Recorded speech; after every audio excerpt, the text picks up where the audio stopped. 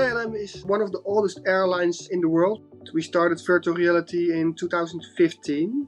Matterport was the first camera that we used, but after some investigation that I did, it was also the best solution. We used Matterport to explore some training possibilities for a cleaning crew.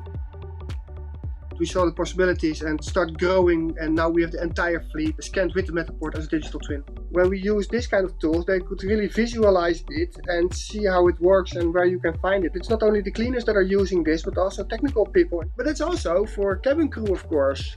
Normally they go with 6 or 7 people to this aircraft, but you need an instructor on it, or 2 sometimes. And they now can just open it whenever they want to and train wherever they want to. And that's one of the biggest advantages that we have now.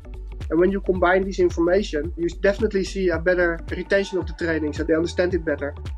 When we created all digital twins of the aircraft, you already got these assets, of course, and they are widely spread within technical information letters within the company, but also findable for customers where they can see the aircraft inside and look for their best seat if they want to.